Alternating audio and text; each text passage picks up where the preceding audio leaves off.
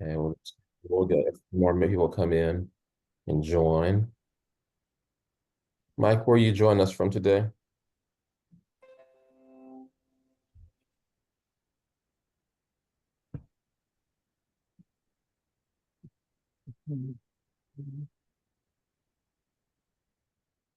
Can't hear you, or you're mute. All right, Timo, where are you joining us today? Hello? Hi, Timo. Alaikum Salam. Where are you joining us from?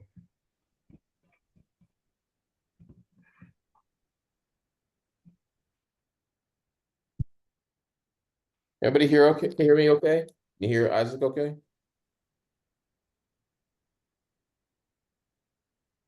And anybody Yeah, hear I me? can hear Okay. you. All All right. right. Just checking. Good. Good.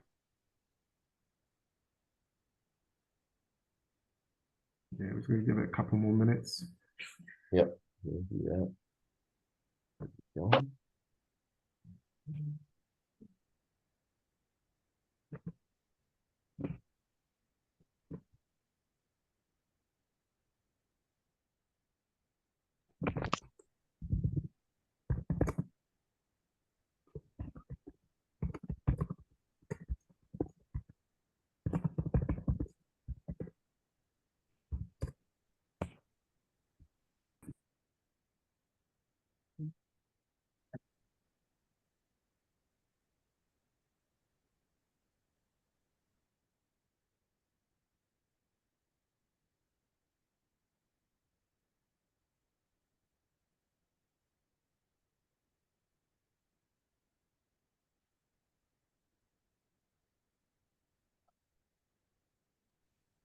Recording in progress. Recording in progress. John, is that your iPhone? Yeah, I just added my other line just so I can monitor while I'm doing other screens. No problem. I think I might have to mute that one. Yep. There it is. I think we're good. No echo. No, all good. All right. Get another minute or two, and we can probably go ahead and get started. And we're going to start today with Isaac's going to take us through the wallets first, and then Malik will go to you in Gambia, and I'll wrap it up at the end with the update on the White House crypto some of the other developments in the crypto space and Bitcoin. All right, cool. All those the highlights from that. There was the U.S. crypto reserve, Bitcoin reserve was signed, and also a stablecoin legislation supposed to go through for the U.S. as well. So those are highlights, but we'll go through it in more detail coming up here. All right. One more minute. We'll go ahead and get started.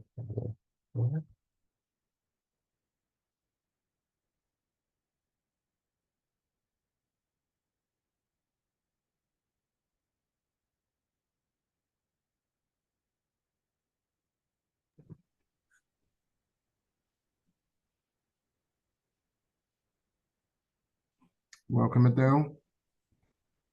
Welcome.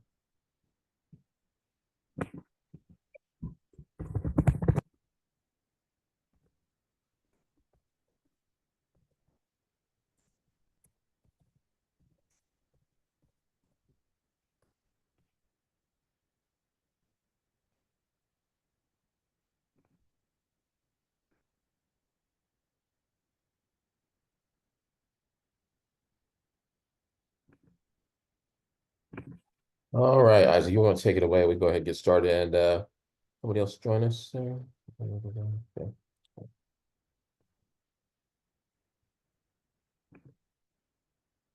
Thank you.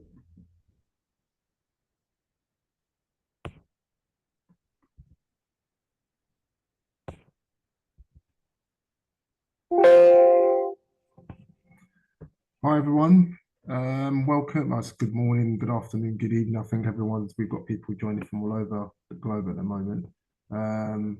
My name is Isaac Alabi. I'm UK based, living in London, originally born from Nigeria, but yeah, so I'm going to be covering just some beginners level, I would say, for people who are fairly new, learn a little bit more about the custodial, non-custodial wallets. This is going to be forming part of a series of presentations that myself will be doing along with Malik, who you will be introduced to later on.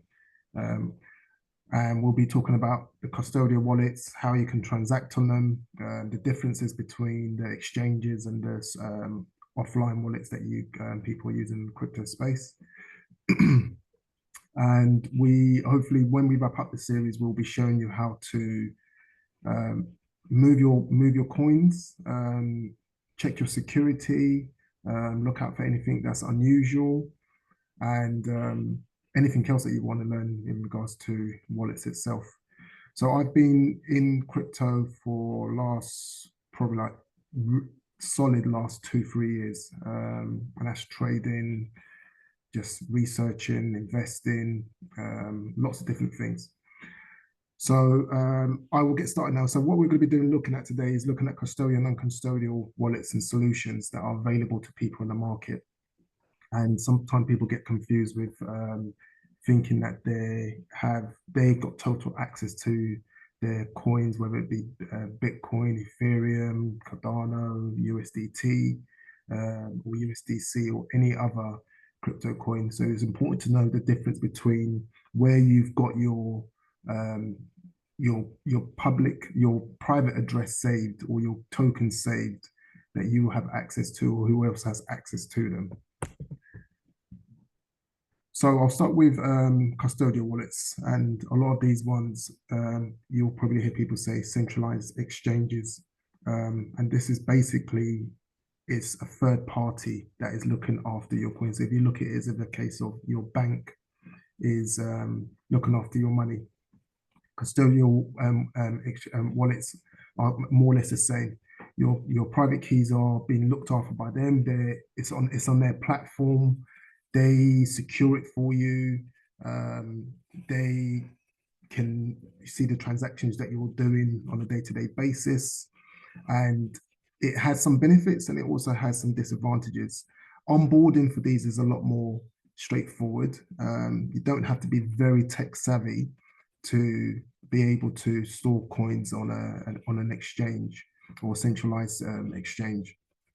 If you lose access to your coins, or you lose access to the exchange, you can always go through their customer services to get password resets, and it will also allow you to get general support and advice on your account. And there's a lot more. You don't have to worry too much about the security aspects, because that's something that they take care of. So all of the updates that are done on the platform, you might just have to do an update if you've got an exchange on your phone, for your Google Play Store or your App Store, and it's a lot more straightforward. It's a lot more easy for onboarding, and a lot of people, that's usually their first entry level into crypto is with an exchange, and most of those ones are tried and tested. They've been here for the long run. They've seen the ups and downs. They've had some issues themselves, but that doesn't make them totally safer than keeping them offline or keeping them in a hardware wallet. So some of the issues that I personally find with some of these centralized exchanges is they are prone to being hacked or attacked, and from internally or external bodies that have got a lot more experience on their security parameters that they use. And what you've seen recently, the most recent one that we had was the Bybit hack, where 1.5 billion of Ethereum was hacked in the exchange.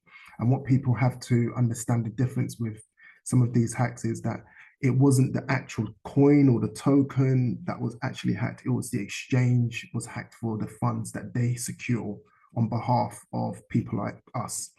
and they support they secure the coins for individuals, for corporate companies as well, and they're prone to bad actors who want to be able to check the vulnerability and get access to the funds.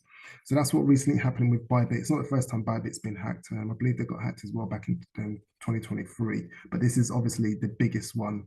And with more scrutiny and more eyes on the crypto space, these sort of things don't really look good for centralized exchanges. And like I said, but you've got banks that get hacked on a regular basis that we don't necessarily hear about.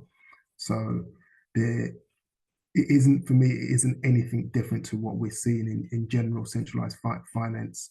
And we've had the FTX collapse back in 2022. 8 billion customers' funds vanished. That was just a lot of unethical behavior that was happening behind the scenes, and some people still paying for it. I think only recently they've started to repaying back some people's funds who were involved in some of that FTX collapse. And this is the things that you've got to be mindful of when you're using a centralized exchange, is that you do not have full access or not autonomy to your funds. You are at the will and mercy of the exchange. If they decide to freeze or stop transactions going through, they can do that. Similar to your bank, you'll have to go through all sorts of hoops to be able to get access to your funds. But like I said, it is a lot easier to onboard, and if you're just using it for general transactions, it's not the worst thing to do if you're starting in the crypto space. And this takes me on to non-custodial wallets, which is, for me, is my most, it's my favorite. And I would highly recommend taking some time out to find out what is important for you and what you're trying to do in the long term in the crypto blockchain space. We've got software wallets like MetaMask, Trust Wallet, and you can have these on your mobile app or mobile application. You can have it on your laptop, Google Chrome. You can have it as a browser extension, and they act as an interface for you for your coins and your tokens that you want to secure. They're not actually kept on those devices, but they are the bridge for you to be able to view what you have got on the blockchain. And the things I always remind people about some of these software wallets is, yes, they're very convenient, but they are also prone to being exposed as well, because they are online devices. They're not kept offline as such, as you would with a hardware wallet, where you've got the physical devices like Ledger and Trezor. Those private keys are stored offline, and this is probably the best and the safest way to secure coins, especially if you have large amounts of coins that you want to be using, that you want to secure. Your funds are considerable. You might want to looking at several types of hardware wallets and devices in multiple areas. But what this gives you is you have full control, full permission to do what you want to do with your money. You don't need to get any permission from a third party or from an exchange. You complete your transactions with the hardware wallets. Same way you are in total control. If you lose your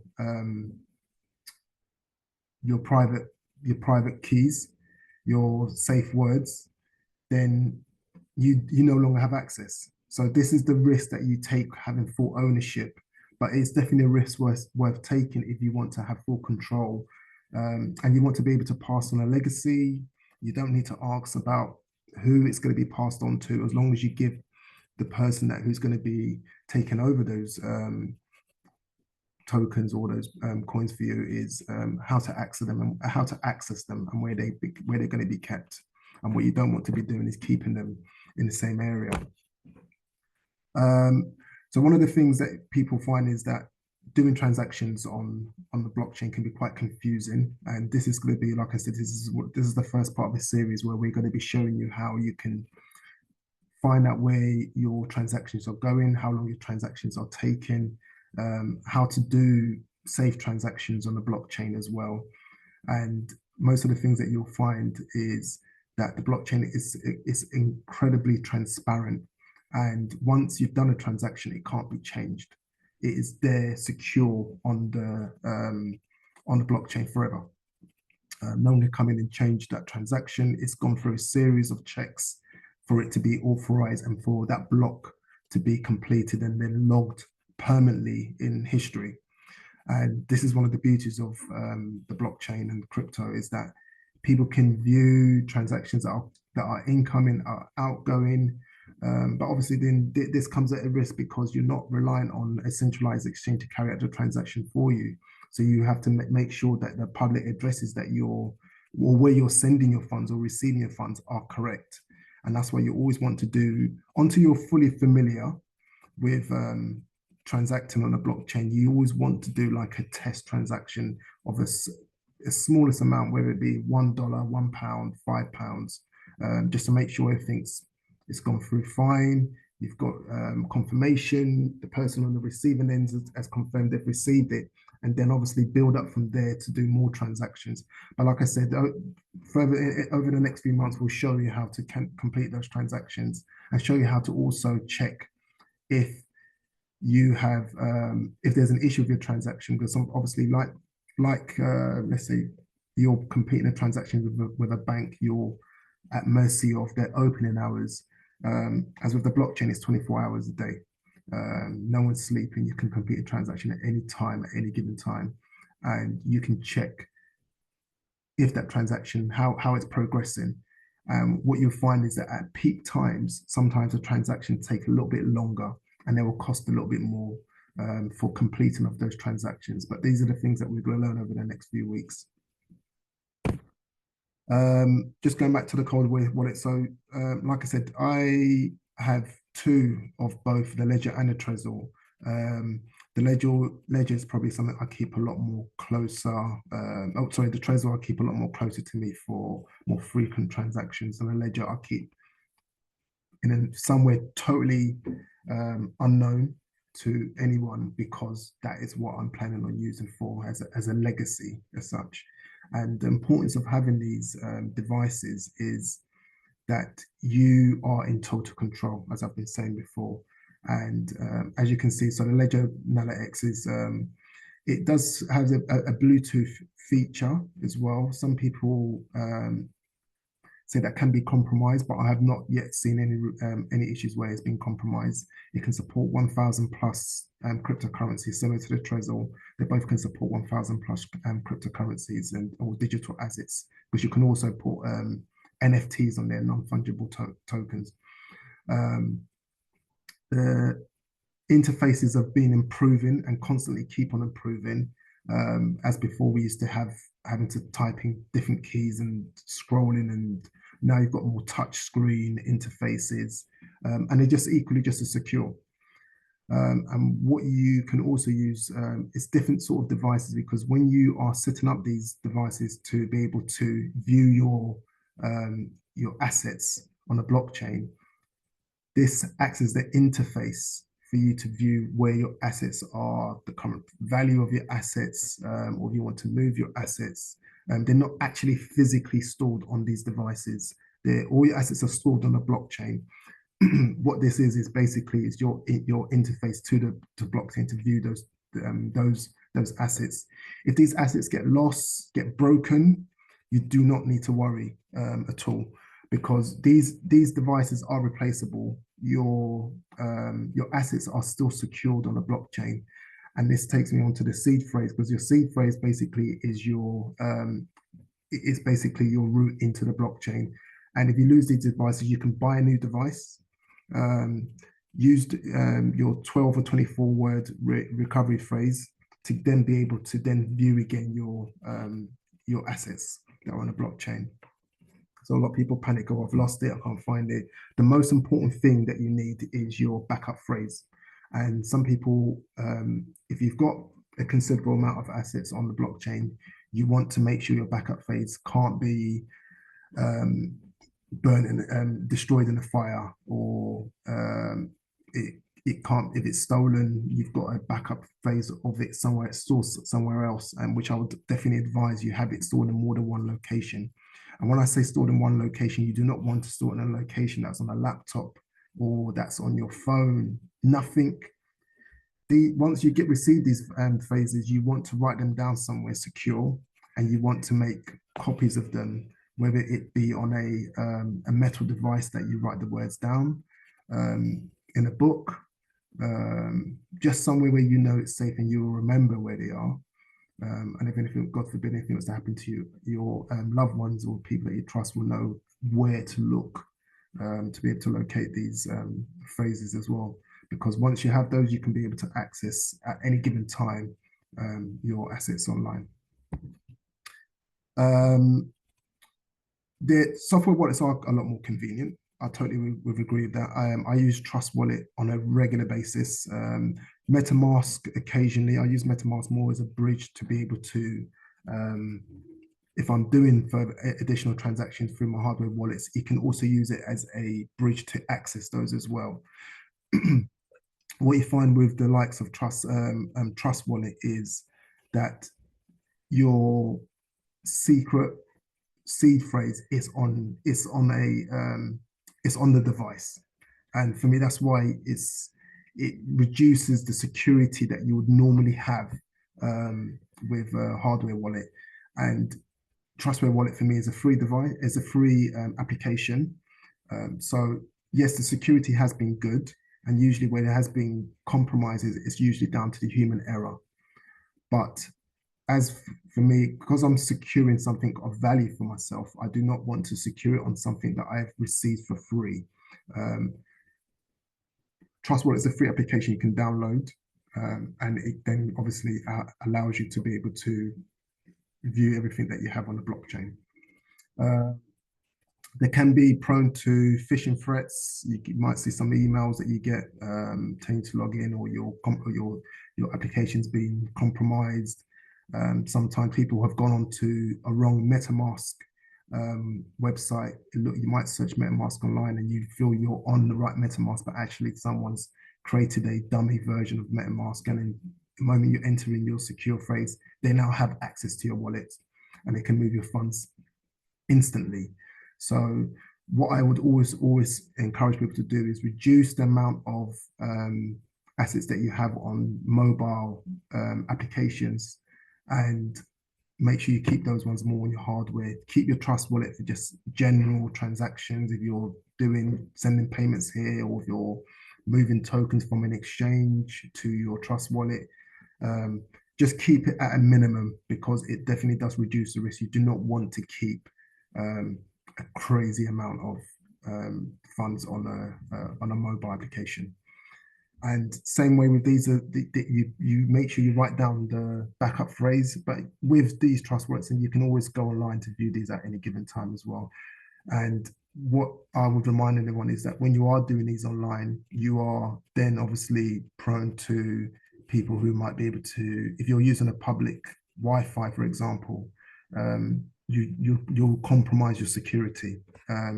So when you are accessing these, even with your hardware, try and do this where you are on maybe your own mobile network, or a very secure Wi-Fi that you're using, that you know you've used, or even invest in getting a VPN as well, so your location can be changed at any given time.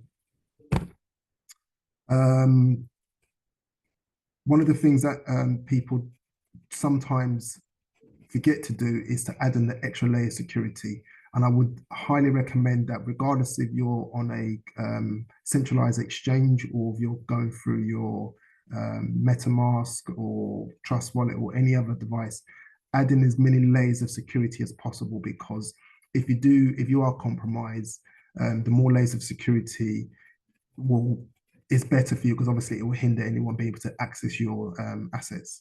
So add in biometrics, two-factor FA, authenticate, all of those, add those in. It does add a little bit more time to your transactions, but it gives you that extra peace of mind. So, but we'll show you over the next couple of months how you can do that as well. When you're doing transactions, making sure you start with a very small transaction, as I previously said, just to make sure the transaction's gone through. You check the first and the last 3 digits of the public address that you're transacting with.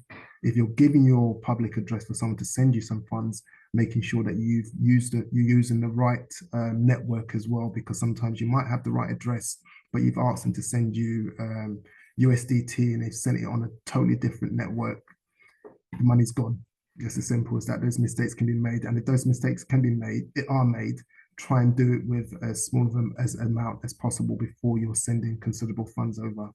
And there isn't no limit of funds that you're sending over if you're offline, if you're using hardware. It's what you'll have restrictions on the funds that you can send if you're on a centralized exchange, because you would have had to go through KYC and everything else. Like anything else, create backups, fireproof it, waterproof it, every-proof it, and multiple locations. Scams are everywhere. You see scams with normal banking institutes. It's not any different in this crypto space as well.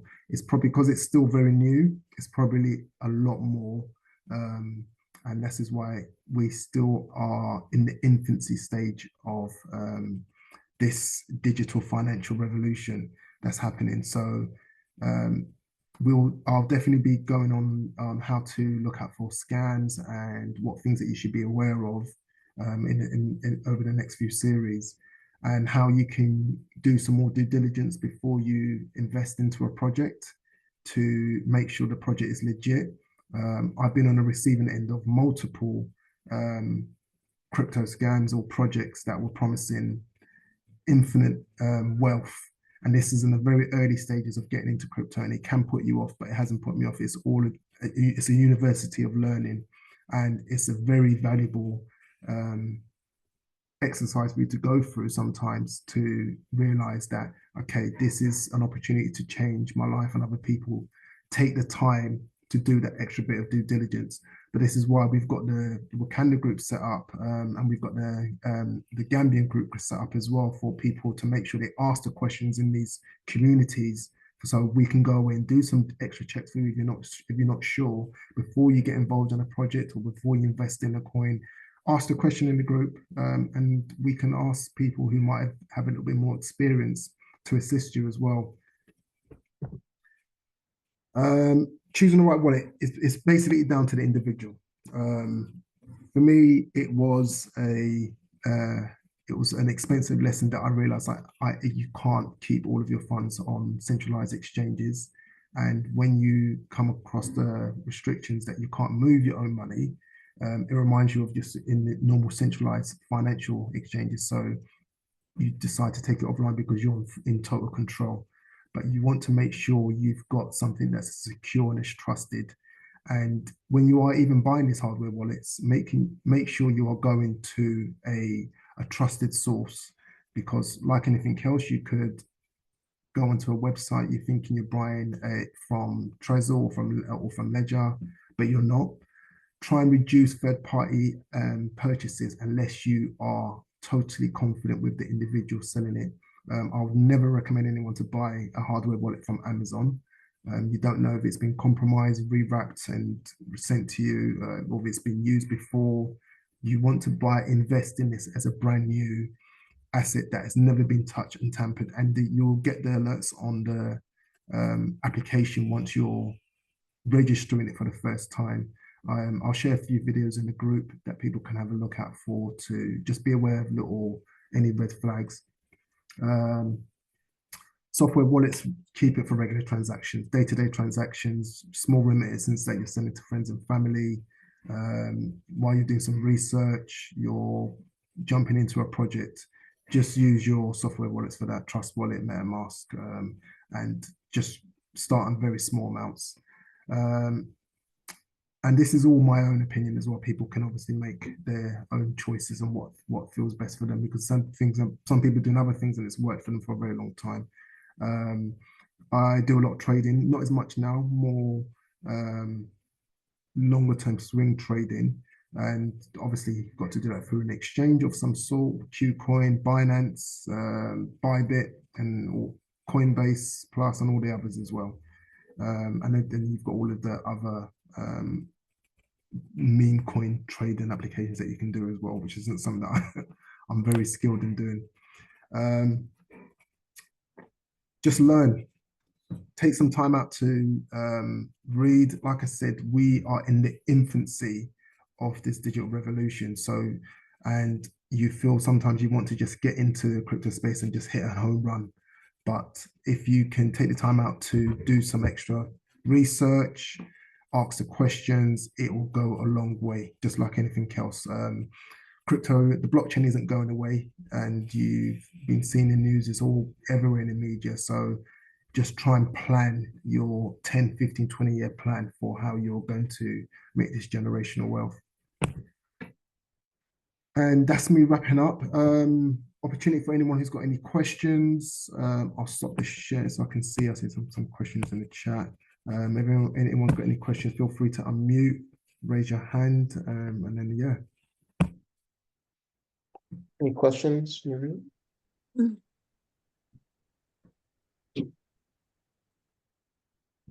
Samara, do you have a question? Yeah, hi, I've got a question. I've had what wallet was it? I think it's a Treasure wallet a few years ago, and I hadn't logged onto it for about 3 or 4 years. I tried to log onto it, but I couldn't see any funds on there.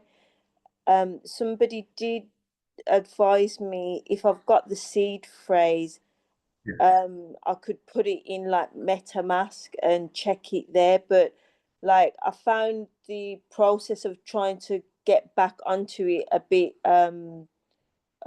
frustrating. Are you talking about your hardware wallet? Yeah, my hardware wallet, yeah.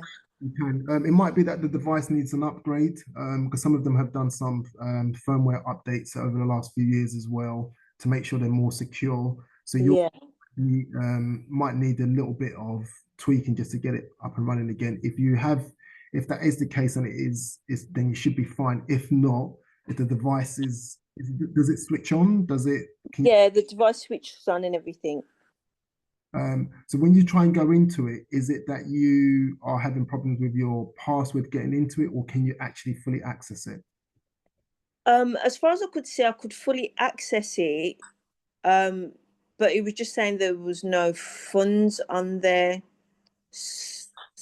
Yeah, so I wasn't quite sure if it needed to be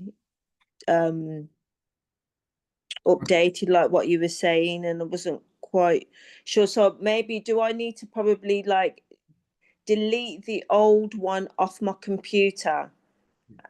You're on the right track, exactly that. Start fresh. You've got your seed phrase, your 12 or 24 word seed phrase. Delete that application, start fresh, do all the updates that you need to do. The funds are still going to be there on a blockchain. You can, once you've done that, are you in the Wakanda group? Yes, I am, yeah. All right.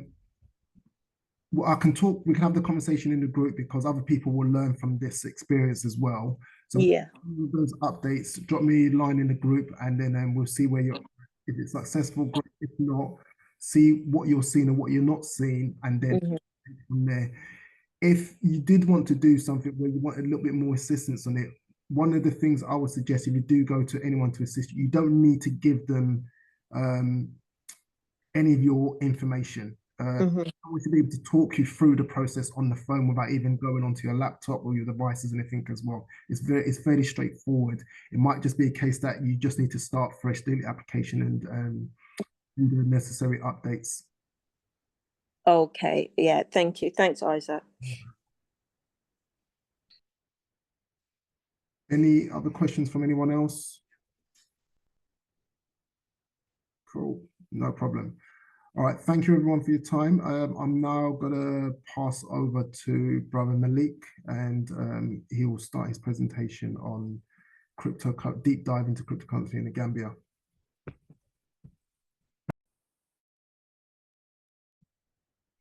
Thank you very much, Isaac, for that wonderful presentation. Good afternoon, everyone. Please confirm if you can hear me. Yeah, we can hear you fine. Okay, great. My name is Pam Malikba. I am a banker by profession. I am from the Gambia, one of the smallest countries in West Africa. I have banking experience in Gambia, Sierra Leone, and Nigeria. I currently live in Nigeria, and I'm working in Nigeria in one of the international banks here. My banking experience ranges from operations, compliance, and treasury. My current role is actually treasury, engaged in foreign exchange and fixed income securities. Now, I am a crypto enthusiast, and Isaac is a very good friend of mine. We've been interacting in so many platforms, driving awareness, especially in Gambia. So today's presentation is actually to tell you our journey in Gambia. But before I do that, let me share my screen and give you a brief information about Gambia before we go into the projects that we've done in Gambia.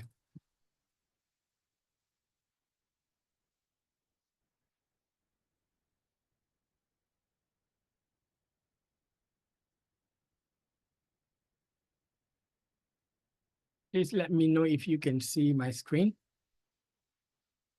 Yes, it's loaded up now. Okay, great. So the Gambia is where I am from. It's one of the smallest countries in West Africa. It's actually located inside Senegal. For those of you that are familiar with Senegal, we have a common local language called Wolof, Senegal and the Gambia. And our population is about 2.7 million as of 2023. And our economy is basically supported or majorly supported by tourism, remittances, and agriculture. And the Gambia faces, challenges in terms of financial inclusion. Digital adoption is not that high, and crypto awareness was low at the time.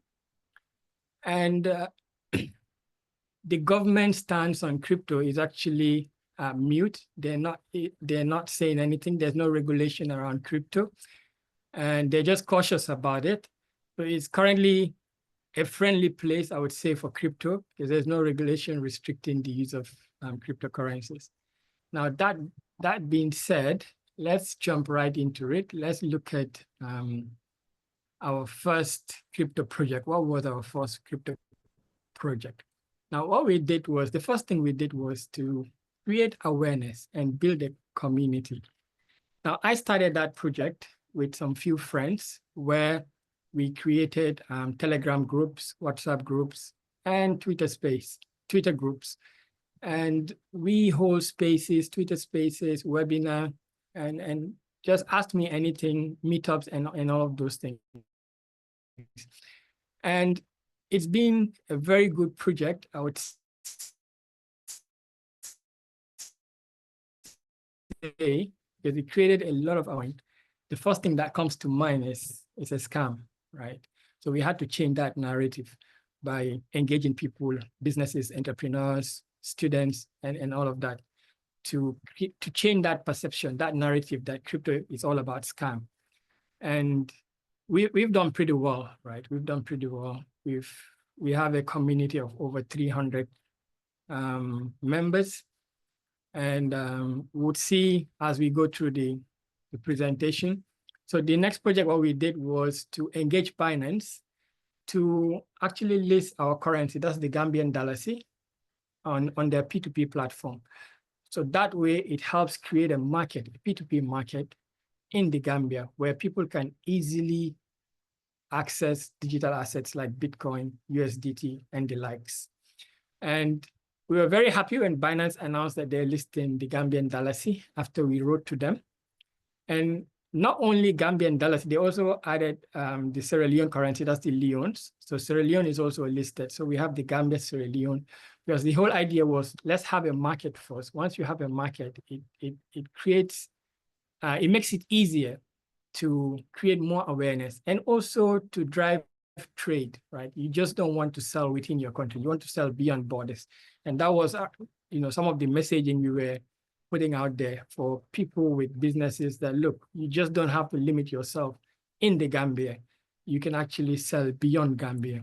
And payment is the payment infrastructure we have in Gambia was just limited, right?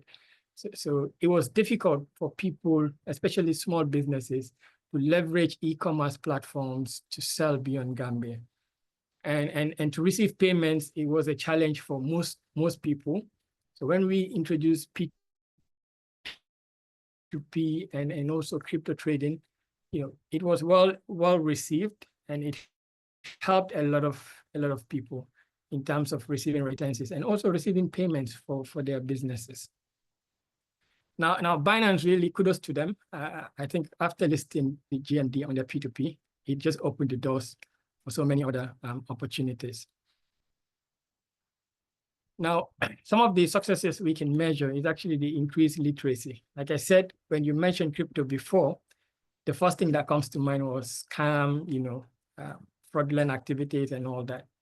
And to most people's surprise is like, look, crypto is or blockchain technology is one of the most transparent system or monetary system you can ever have, because any transaction you do on the blockchain can be traced, right? You can know where it's going. It's just that you won't know who is behind a particular wallet, but you can actually trace the payments. If someone claims that, oh, I've made 100 million payments, you can actually trace it on the blockchain. So we've discussed all of those things, and to be honest, almost 80% of our members now in our community are aware of cryptocurrencies. When you talk about Bitcoin, they can tell you what that is, and also to just align to the world. Everything is moving, and now, as we can see, America is actually trying to do a crypto reserve, right? And it won't take long for other countries to join in, because this is where the future of money is. Now, being a third world country, that's the Gambia, we don't want to be lagging behind, right? So this literacy was very important to us, that people understand it. We've even went as far as engaging the regulators, because we tried to build like a crypto exchange back home, but there was no license for it, and there's no regulation around it. So we had to be engaging the regulators to have conversations around it and see what we can do. So it's still not yet there. We don't have a exchange yet. We're still using Binance. However, the plan is actually to have our own localized exchange that people can relate to. And wallet adoption also has increased. We've seen recently Bureau de Change use digital assets to do some of their transactions, and some of the feedback received was it's cheaper, it's faster, compared to when they used to process their transactions via traditional banks, which normally... Sorry, someone's talking, which actually takes maybe 2 to 3 business days. But with crypto transactions, it's instant. So that is a game changer for most business users. So most of them got wallets. Some of them got their wallets during our crypto meetups, our webinar, because we do some of these demonstrations to most of our audience. And most of the people that are into crypto currently in the Gambia are the younger population, right? And most of them are maybe students, professionals in the tech industry. Now, all of these things that we've done actually empowered local businesses in the Gambia. I think one of the reasons that really motivated me to push crypto more into in the Gambia is because I stumbled upon a post where someone was bitterly complaining that she was selling something online, and then she delivered the package. However, to get her payment, it's just one story to the other. And I was like, why? If they were aware of crypto, it would have been easy. It would be payment versus delivery. So I engaged and then, asked whether the person knows about crypto, and she wasn't even aware what crypto is. And we had a discussion, had a lengthy chat, and now she takes crypto payments.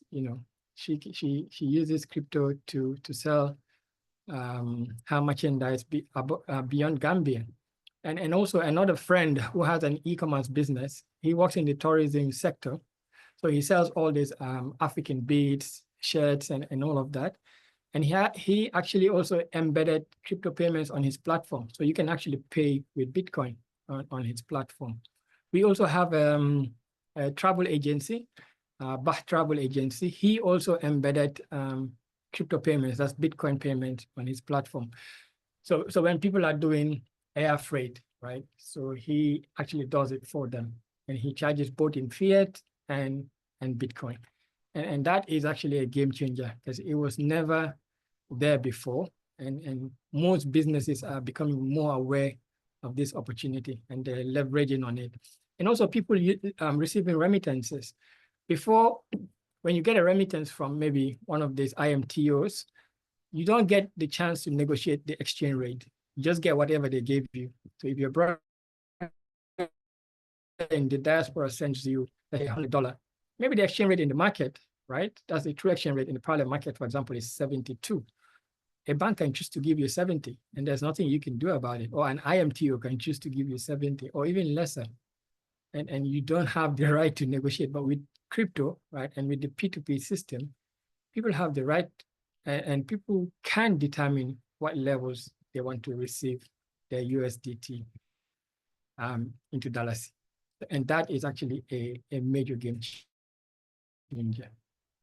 Now, looking ahead, we are looking at, the different sectors in the Gambia. As I've discussed earlier, that the main engine of our economy is actually tourism, agriculture, and remittances, right? So we are looking at how to launch more projects into these sectors. We've tackled the availability of a market right now. That's the P2P market. So next, what we are looking at is actually creating wealth solution products, right? So we will look at that that's the future of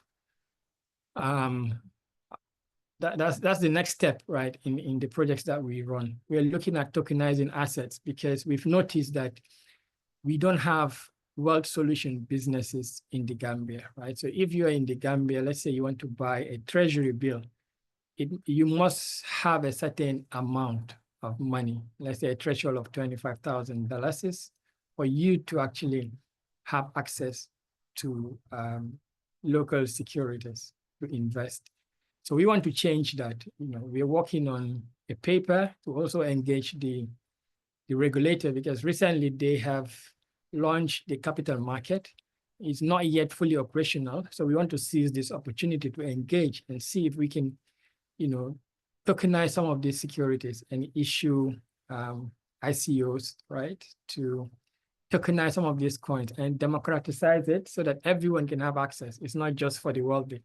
If you have small change in your Dalasi account, in your savings account, you can actually use it and invest in some of these securities. And actually that's to generate more wealth. And you can also diversify by investing. Maybe if you have a higher risk appetite, you can actually invest in, let's say, Bitcoin and other digital assets. But for now, let's have that in place. So that's where the thinking is.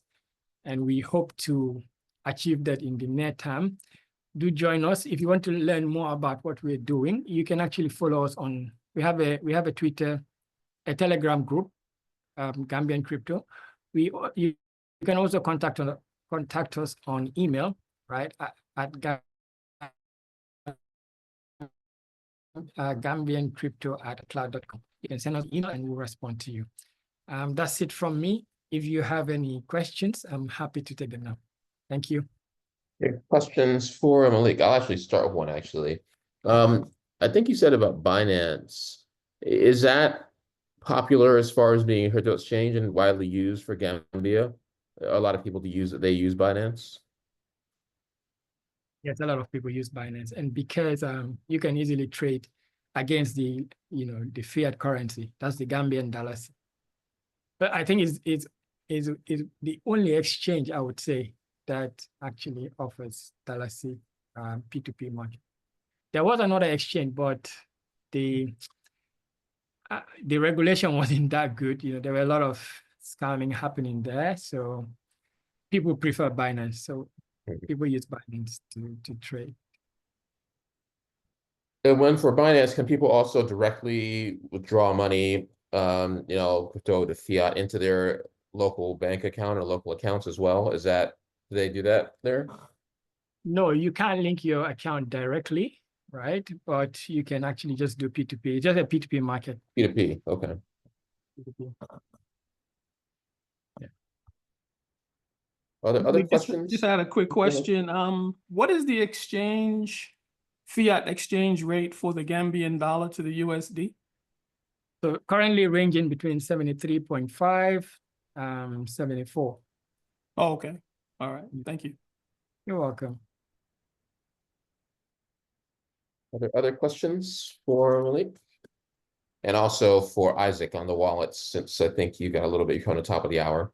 Other questions on Gambia, other questions on the wallets, hardware, software wallets. To add on the Gambia group, because it has been something Malik set up, it's been a few years now actually. And what has been one of the real successes is onboarding people into the crypto space. Gambia is small, but they're very innovative, and they are very quick learners as well, the Gambians.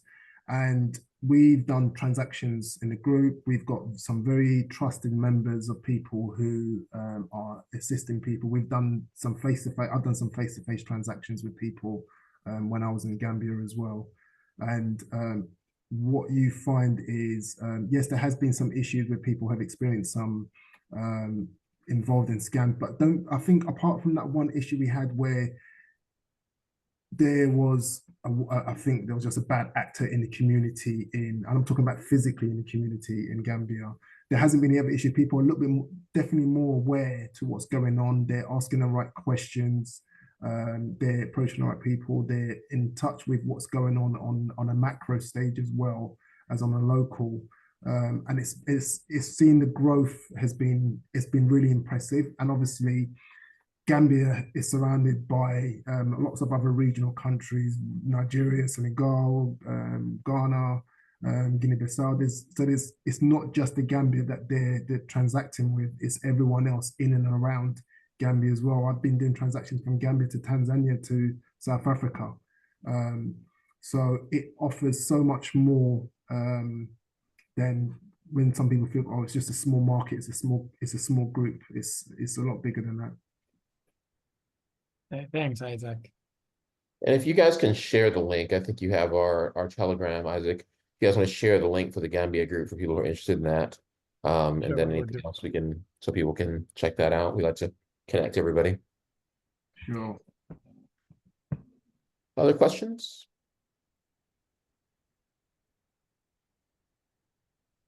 Yeah, And this one jump is for, Mhm. I'm sorry. Yep, go ahead. Yeah, this one is for Isaac. Great educational presentation. I mean, it's so needed. 2FA, it's key, definitely. We get a lot of people who are forgetting their passwords and their seed phrases. How are you recommending people to store them or to safely, where are you recommending them to put it? Particularly if they have multiple exchanges and wallets going on. With the exchanges, if you do lose your password to get access, you can always contact the exchange's customer services to have your password reset, which is very straightforward done. The issue is when you are in charge of your hardware wallet yourself and it's securing it in some way secure. What I've done is I have actually remembered some of my words. It's taken a very long time. Writing a story, if you have that same story, your words are not going to change. You always have that story there. So if you're reading that same story or that paragraph or that something, you put it together every single day for a month, it will stick. And those words will stick as well because you need to have them in a sequence. Alternatively, writing it down on, you can buy physical metal seed phrase wallets that you can punch in your words into, and then obviously it's then storing it onto finding a location to then put it. Writing it in books is also an alternative to write your seed phrase in. Obviously that's not fireproof, but then you look at alternatives. Do not keep them in the same location. I don't have my seed phrase in the same location as I've got that specific hardware wallet. And looking at if there's other trusted people that you know you can keep it with, or if you've got a joint wallet with a partner, that can also be, you've kept it in different locations. It's just always a reminder: do not save it on do not do not screen grab it, do not put it on your Google Drive, do not put it on your laptop or hide it in a hidden photo. Don't keep it online. Write it in a couple of places that you know you're safe with. If you lose it one place, you know, because I've got one I've got in a book, and I'm like, is that the right one? Is that another one? And I've got another book, and I can just bring those together. I'm just trying to think of any other. I was going to note, Isaac, that definitely don't ever put it online. I want to just emphasize that, because if you put it online, anybody who gets that photo or picture, like Isaac was saying, they'll immediately be able to steal your assets. So you never want to put it online. It has to be, it's completely, we call it air gap from the internet, air gap from anything online. You don't want it that way. Always make sure. And I think that one you were talking about, where you can stamp it into like steel, I think it's called stamp seed. That's one of them. And so that you can actually stamp it into like a steel plate, which is like fireproof and everything like that. Yeah, and what I see some people also do is actually segment the seed phrase, right? So let's say the first 4 digits or the first 4 words, you save it somewhere. The second set of words, you save it somewhere. Just don't put them in one space. If you're someone that is using the internet and storing your seed phrase in your phone or in your computer, you can actually just separate the seed phrase. Take the first few letters or first few words, put it somewhere, and just the other words somewhere else. This type of security actually also works in the bank. For example, if you have a new card, a new ATM card, right? Your PIN is actually segmented. So they will give you the first few PIN and someone else will give you the second few PIN. So it's also, if you're using your phone or your computer to store your seed phrase, it's recommended that you just segment it. Don't store the full seed phrase in one space. Yeah. One other thing I would also add as well is once you're finished transacting online, and transacting your laptop, just clear your cookies, clear your browser, clear your search history. So when you do go back in again, it's a totally new transaction. Try and use different browsers for transacting on the blockchain as well. So if you've got Internet Explorer and you've got Chrome for one, try not to mix them up. Use one solely for your crypto transacting and one for just general searching, because if you click onto a website that then starts being able to access your browser, then obviously you're compromised. If you are fully invested, a totally separate laptop altogether. But once you get down that road and you've got a considerable amount of money on the blockchain, then you feel like you need to basically separate things altogether. But these are all the things that you obviously learn as you go along, and what works best for you as an individual or your family. Great advice. Thank you very much. Other questions, either from Isaac or from Lake?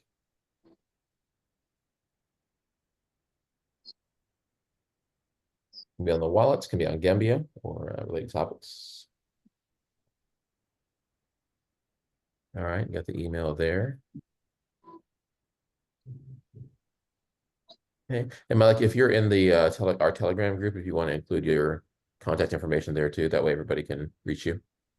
Oh, sure. Is it the Wakanda group, right? Yep. Okay, I think I'm already there. Good. Okay. Any other questions? If not, we'll go into the overview on the White House Crypto Summit.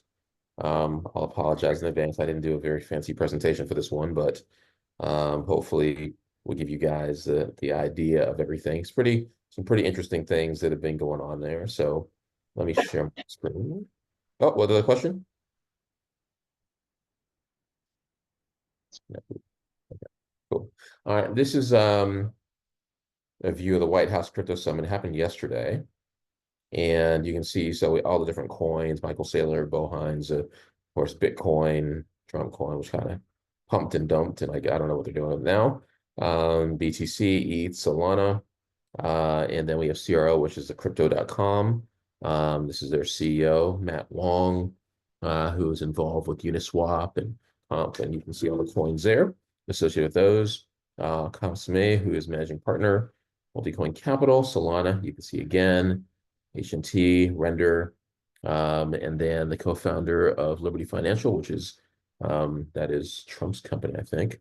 Like Chainlink, Ethereum, these are the coins that they are holding. Ondo, Trump, Sergey Nazarov, Chainlink, Brian Armstrong, Coinbase, Base, Ethereum, and Sol. Even though Base doesn't actually have a coin right now. And then we have Vlad Tenev, what is he? The Robinhood CEO, Dogecoin and Sheeb. Apparently he's associated in holding, and as well as the Kraken CEO with Ethereum. And there's actually also, I think, for the Exodus wallet, I think cut off, so you can't see it. But there's actually more there. So we actually have a few more. I will note, let me see if I can make it bigger so you can actually see. No, that didn't work. I can do that. Anyway, I think that one thing that I do notice here, maybe you guys notice as well when you look at the picture, which I guess sadly is not surprising, is that there is almost, well, really nobody who is a Afro-descended or person of color here. I mean, you could argue that Matt Wong, but really there's nobody who is at all in this entire panel. So it would be nice to see that change, but nonetheless, it's good to see the, that positive progress on crypto. And we are happy to see that. So basically the event happened yesterday, which is March 7th in the US in DC, hosted by President Trump. And first one, this is a real change for the White House. Previously, they were really trying to shut down crypto under the Biden administration. So now this is a very big turn where we're actually seeing it actually highlighted and featured. They're going to do a strategic crypto reserve. So President Trump signed that into law. So we have a strategic crypto reserve, which is going to start by holding all of the current crypto assets that they have in the government, and they're going to be basically formally holding on to that. And the currencies in the reserve, I guess, is 200,000 Bitcoin, so 17 billion at yesterday's prices. Ethereum, even though Ethereum hasn't been doing much, but honestly, it's, they're holding at the reserve. He's holding Liberty Financial. I'd keep an eye on Ethereum because it seems like a lot of these people are holding on to it quite a lot. And then we have Ripple, XRP, as you guys know, they're going to be the coin that a lot of banks are using. And a lot of cross-border transfers. Another one that's associated with that, even though they don't have it in the reserve, is Stellar, Lumens, XLM, and there's Solana, and also ADA Cardano. And all these are American coins. I don't know about Ethereum, but all these are American coins. And obviously, Bitcoin's like international. But so one thing also is there's a tax break that I think they're saying they're going to do. I don't know if it's this year, but where you will not have to pay taxes on any coins that are U.S. coins if you are in the U.S. So that's beneficial. Those are a little strategic Bitcoin reserve there. All right. And then we have the creation of digital asset stockpile, right? So this is going to include all those different assets that we talked about. Treasury Department is going to oversee it and be responsible for stewardship and also centralize oversight and maximizing a digital asset value as well. So they're going to do their best to change the mix to keep on increasing the value. I think it's very smart. I think a country that front ran everybody on this is El Salvador, even though the IMF has been trying to stop them from getting Bitcoin. But I think Bukele, their president said, no, I'm going to keep getting Bitcoin. Good for him, right? Because that's going to be worth so much more than fiat currency altogether. And then the administration support for the crypto industry. So again, this is a big 180, right? In previous years under the Biden administration, they had Operation Choke Point. They're basically trying to shut down crypto altogether. Now, obviously, it's completely being supported. The policy is reversing. Everything is supporting it. And the SEC has dropped like tons of lawsuits they've been doing. They've been dropping them left and right, basically telling you, you don't need to worry about it. Go on, do your thing. And direct dialogue with the industry leaders, which was what the summit was all about. So this is very exciting. And I'm hoping we can see a lot of African diaspora take advantage of this, right? And African American. So take advantage of this because this is an opportunity that's unprecedented. It hasn't existed basically since crypto has been around. It was either ignored or it was basically actively opposed up until now, at least in the US. Okay? And obviously the US is going to affect the trends all around the world. So we're going to see this trickle all over the world, I think. Focus on stable coins. So there's another one. The Treasury is going to try to maintain the strength of the US dollar, basically by using stable coins, which is pretty smart, really. So things like USDT, USDC, DAI, a bunch of other stable coins, those are going to be out there, and they're going to basically incorporate that current economic impact. That says 6 trillion in transactions. I know I use them for, things if I'm working with, people who are across the African continent. It's very easy to use a stable coin or send to them as well, just in addition to Bitcoin. And obviously, the administration plans to harness stable coins and strengthening the financial system from the US perspective, which is probably pretty smart. And then industry engagement for the summit. We had CEOs, founders. I showed you kind of the list, even though it got cut off a little bit there. Major cryptocurrency firms attended. And we also focus on the regulatory frameworks. So they're going to be starting to make it where if you are based in the US and in fact, I do a lot of stuff, you could actually, structure and maybe set up tokens or different companies, things like that from the US much more easily with support from the government, which was never really available before. So that is really positive. And I tell everybody take advantage of it, or people in the US or nationally take advantage of that. So trying to increase US competitiveness in crypto. And then the outcome is emphasis on collaboration between the government and industry to foster innovation. So this could be another like .com boom, like we had about 25 years ago in Silicon Valley, but this time it could be a lot broader all around the country and obviously all around the world. And so there's our industry leaders there meeting. All right, so the future initiatives and considerations. The advisory council is going to plan for a permanent advisory council in place of periodic summits and working group meetings. And again, I hope to see more African and African-American represented people in those groups. Asset management, federal agencies. No, you okay. Huh? What is tomorrow? Okay. So asset management, the federal agencies are going to audit crypto holdings. No immediate plans to liquidate gold for more Bitcoin, but the Congress might put something through where they're going to actually, start to buy more. That requires the Congress, I think, to sign for that. And then legislative action, or to pass that, calls for Congress to act on cryptocurrency and digital asset legislation before August recess. So before August, we're expecting to see a round of cryptocurrency positive legislation coming out of Congress. That's what was requested by President Trump. So hopefully we will see that. That's basically whatever we are, March now. So April, May, June, July, about 4 months, the next 3-4 months, we should start seeing that stuff coming out, positive legislation. In conclusion, so strategic positioning, the US is taking significant steps to lead the global cryptocurrency landscape, right? Which is good. It's good for everybody who, is connected to the US in any way, and globally, because it's also going to put a lot of pressure, I think, for a lot of people to, basically be involved. There's kind of a, I guess you want to call it like the Bitcoin arms race or whatever, right? You don't want to be the people who are left out at Bitcoin, which I expect it probably will, goes to 1 million, goes to multiple million, because basically your country's going to become poor because you didn't get involved. So there's some game theory there, right? So everybody's going to be trying to get some. I think Russia's stated, China quietly doing it. Everybody's doing it now.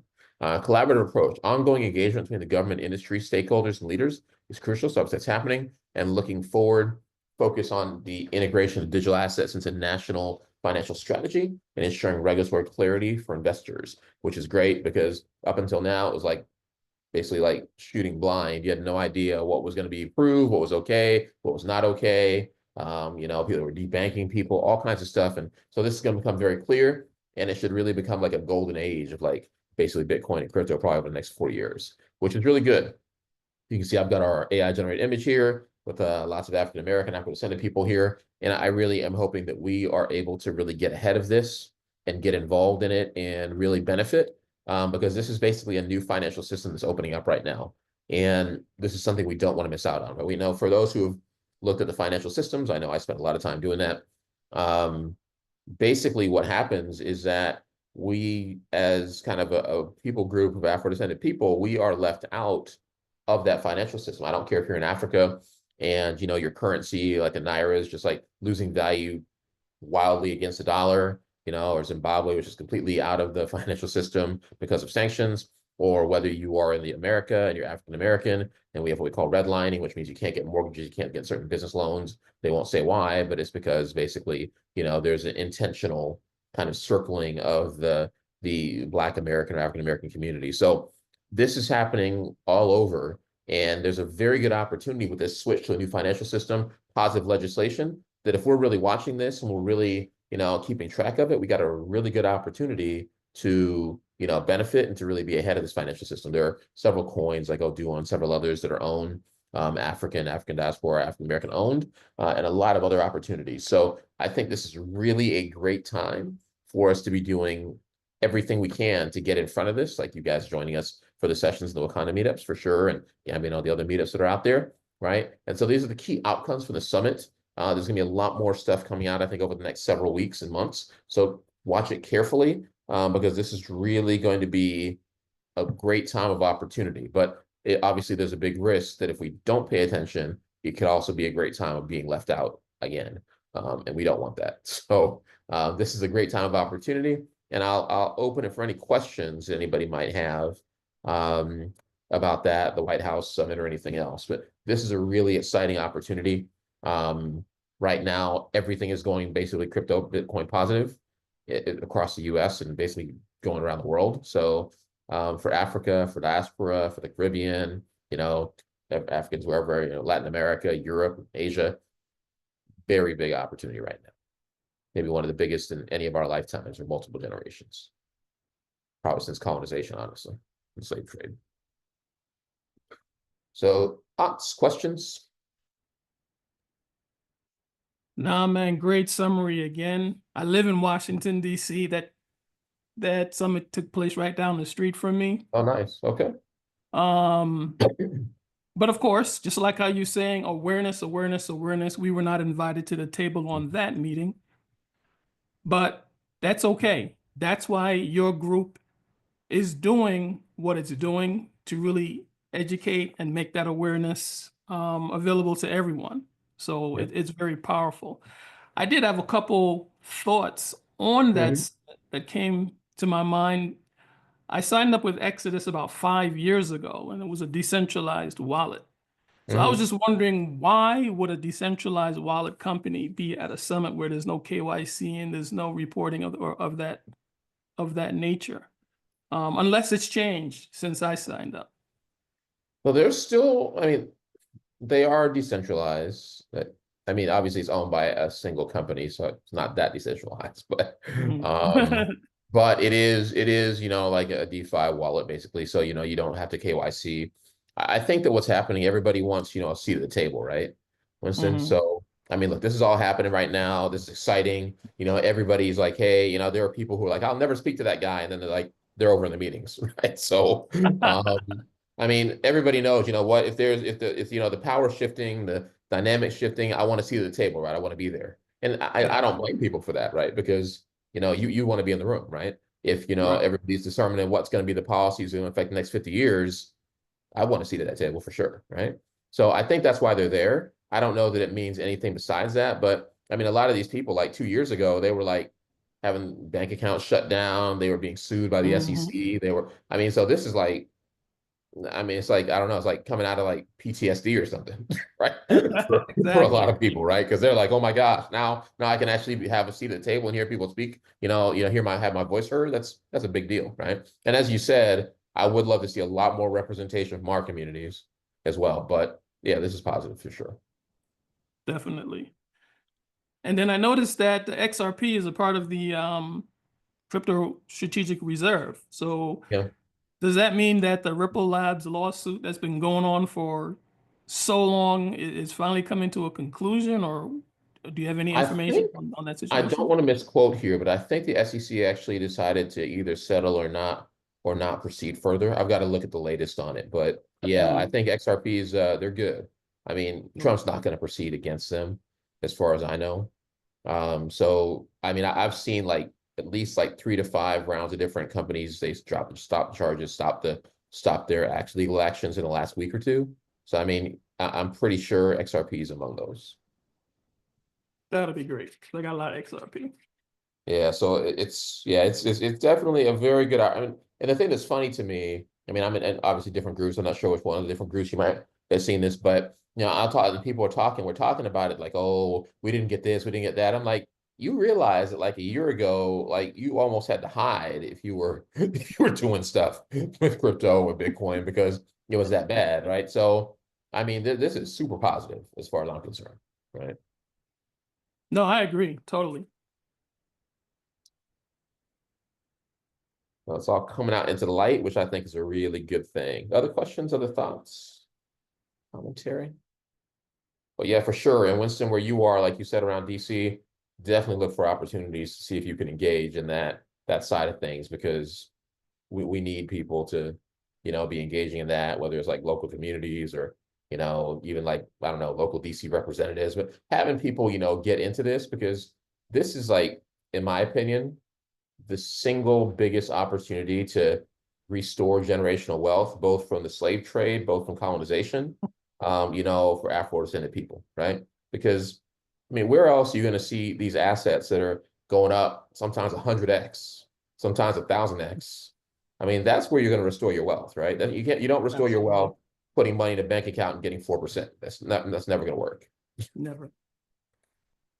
Yeah, no, I'm a member of the Government Blockchain Association, Mm-hmm. which is pretty much a think tank here in DC, but there's so many high-level African Americans here. I thought at least one would be at the table. Yeah. So we have work to do, but it's as you mentioned, it's an opportunity. Mm-hmm. That's why I asked Mr. Malik about the exchange, Mm-hmm. because crypto is crypto. The value is the same everywhere. Yep. So now with the awareness, with the education that you guys are doing, doesn't matter where you are. Like my sister-in-law is from Zimbabwe. Hmm. They have an expiration date on their currency. All right. Oh So yeah. it's just that bad. But once you start, educating individuals how to navigate and then leverage crypto, it's a whole new world. Mm-hmm. And so that's what we're trying to do. My family's from Jamaica, so it's the same type of Mm-hmm. thing going on over there with the imbalance in currency rates. But the opportunity is definitely here and definitely now, and hopefully we won't let it, fly over our head. Let's take a look at what El Salvador did. They made a statement. They were being mocked for 2 years, 3 years, but then at the end of the day, their coffers were filled, Oh yeah. with Bitcoin, and Yep. so. Yeah, I mean, there's probably going to come to a point with El Salvador where they've made so much money that nobody can be able to say anything to them. So that's pretty much where I think it's going to end up. Anyway, so yeah, what did you say the name was of that think tank in DC? It's called the Government Blockchain Association. They're actually worldwide. They have chapters Okay. everywhere. In London, I'm a member of Dubai because I'm based between DC and Dubai. Okay. But every state in the US, just look under government blockchain. It may come under as the UK blockchain or London blockchain, but it's part of the Government Blockchain Association, GBA. Interested in that one. Yeah. Maybe I'll catch up with you offline afterward to learn a little more about what you guys do there. Okay, cool. Absolutely. Other questions, other thoughts people have?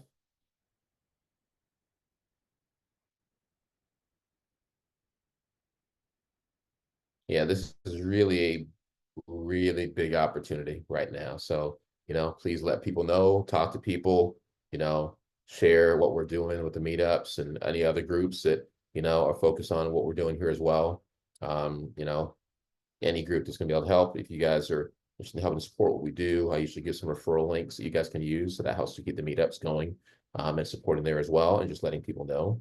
So yeah, this is a great time of opportunity. And I think that, it behooves us to all be engaged as much as possible and communicating, letting our family, our friends, our loved ones, everybody know in our communities that, this is not something to miss right now.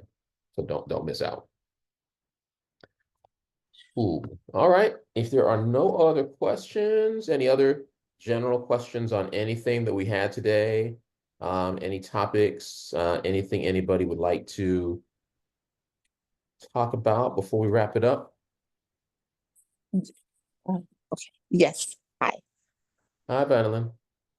I just how do you combat like I guess it's like that slave mentality where you're like afraid of like losing like the money so you don't want to jump, but it's a good opportunity. Like how do you start and like what's a like a good one to start in, I guess, so that you Mhm. kind of build some confidence. Yeah, so I would say, I mean, you start with like the safest ones, right? So if you're new to it, for me, I'm just getting Bitcoin, I'm getting Ethereum. I would probably get the ones in the government reserve, right? So you got Bitcoin, you got Ethereum, then you got Cardano, Solana, and what was it, XRP, right? I mean, those are gonna be really safe. Bitcoin is the safest. Whatever, I mean, you need to know the market goes up and down, but because of that, that's how you make your money back, right? Because again, for all of us, African diaspora, African American, I mean, we are so far behind because like all the generational wealth, the real estate, we were basically kept out of it, right? So it's kind of a question, and inflation is like crazy. Go to the grocery store, right? Like eggs, $8, whatever it is, gas is this. So we know that stuff is getting so expensive.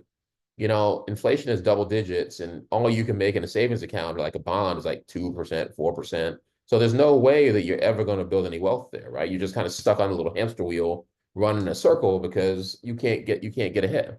So what I would not suggest is being like, oh, you know what, I'm gonna put all my money, all my retirement, put it all in. I wouldn't do that. You don't want to do that. But you can go, you know what? I got like 5-10%. So I don't know, maybe I put away $10,000. Let me take $1,000. I'm gonna invest that. So, it's not the end of the world for me. If it goes down, it goes up, it goes crazy, right? But what if it goes up 1,000x? Because it could, right? Now you took your 1,000 and that just became $100,000. All right on that? Okay. So, but obviously, even if you lose it, you still got the rest of your money. So I would take a percentage, and again, not financial advice. I'm not a financial advisor. Just Right. making that clear. Okay. But you can talk to somebody if you want to do that as well. I mean, there are other options as well. Like you can do the ETFs. So if you have like a retirement account, 401k, IRA, you can actually purchase the ETFs. Like they have the IBIT and all the Bitcoin, Ethereum ETFs. You can buy that in your retirement accounts or your trading and, stock accounts. You can buy it that way too. But remember, there's a saying we have, not your keys, not your coins, which means if you don't, Isaac was talking about earlier, having like the coins, also Malik, you're talking about it, right? Where you actually have your seed phrase. If you buy like the stock or the ETF, you're not going to own the seed phrase. So it's not, they could always shut your account if they want, right? They can take away your access to it. Where if you get it the way that Malik and the way that Isaac were talking about it, that's yours. Nobody can do anything with it because it's yours, right? Right. Okay. That's where I would start. I would start now, and I'll give the links for, again, referrals for Coinbase and for Binance. If you're in the US, you want to try Coinbase. If you're international, try Binance. Those are the most like reputable exchanges out there. And Right. I would start with those. Right. Okay. So I signed up for the Coinbase Cool. Good. last time. Yes. So I'm not in that league of even having money saved. So really, I'm looking at like switching my spending habits to Mhm. put more and invest in the coin, in the Bitcoin and Ethereum, XRP. Yeah. So that's where I do have like $2,000 in like a retirement thing from work. I don't know. I don't understand what to do with it. I don't know what to do with it. Oh, that's what you're saying. I could take the EFT and put it ETFs. over Yeah. there. I could switch that and put it over. Yeah. So if they allow you to change your options, you can look for like IBIT, which is a BlackRock ETF. A lot of those are available in retirement accounts, and you can just switch over and put some of your funds into the Bitcoin ETF or the Ethereum ETF. So that's one thing you can do. And then the other thing I would do in your situation, Madeline, is I would dollar cost average, which I do anyway, which means that like, let's say you get paid, every 2 weeks, every month, or whatever it is, or, you get a check every month. I would take like, okay, I'm going to put in $50. I'm not going to buy coffees. I'm not going to buy like a fancy whatever. I'm going to, instead of buying this outfit, I'm going to, put that into Bitcoin. And every month, just like put in $50, $25, $100 every single month, just like clockwork. Doesn't matter what the price is, just keep buying it. Oh. That's dollar cost averaging. So what that means is even if it goes up, like to, it's 100,000, then it's down 50,000, Lord forbid. It's up, it's down, it's up, it's down. Doesn't matter. You just keep buying your $100 every month anyway, right? Okay. Okay. See, I was only buying it when it got really low. Like I would Always forget it. You can't time the market. Yeah, Okay. don't even that never works. So just keep on buying no matter what. Just like, take the emotion out of it. It's kind of like back in the day, we'd have automatic savings transfer, right? Yeah. So it's just think of it like an automatic investment. Just every month, every 2 weeks, whatever, I put $100 in there. That's it. Got it. Okay. Right, thanks. Mhm. Other thoughts or questions or anything there?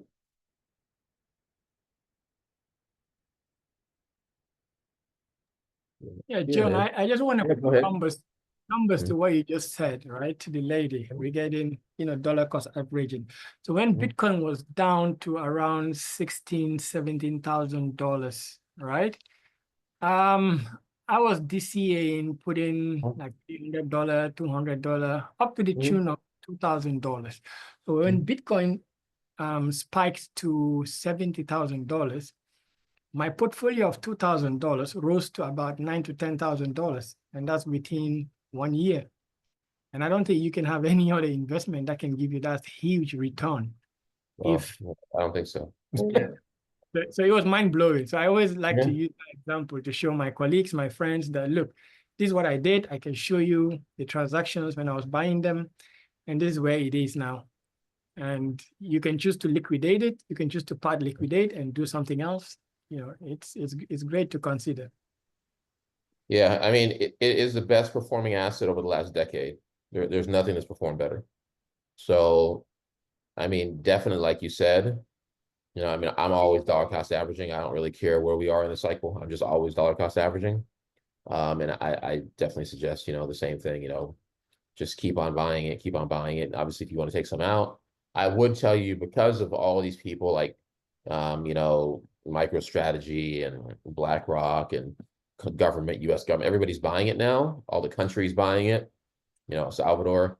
I would definitely, even though you can buy your different cryptos and whatever and sell some and take your profits, definitely do that. But I would definitely make sure to keep some Bitcoin, like no matter what, because we're coming to the point where Bitcoin is like it's more scarce than gold. It's more scarce than pretty much anything. So you need to make sure that you hold on to some. That's like generational wealth. Like Isaac was talking about for your kids, for your kids' kids. You hold on to some of that. I personally don't think it's a good idea to sell all of it. I just wouldn't do that. I agree to that 100%. In fact, I was telling some of my colleagues that, look, if you don't hold, Other thoughts? I said, if you don't hold Bitcoin, your kids or your grandkids will be very upset with you No saying, good. Okay, I should have the recording up for you guys later. Thank you, Malik, and also to Isaac, who's dropped off, but we'll get, I think he's going to do another session next time to give more details on how you can like actually do the transactions in your wallet. He's going to show that, I think. So I'll check with him on that. I'll also get the referral link. So for those of you who'd like to support what we're doing in the meetups and help us to, cost of operating it, because I basically just do that myself. Feel free to use those referrals. That I think gives you a bonus and also help us support the meetups. And I think we're good to go. So you guys have a great rest of your weekend and look for all the updates and everything online. And for the next one, we'll see you guys. Bye. See ya. thank you, bye. Thank you.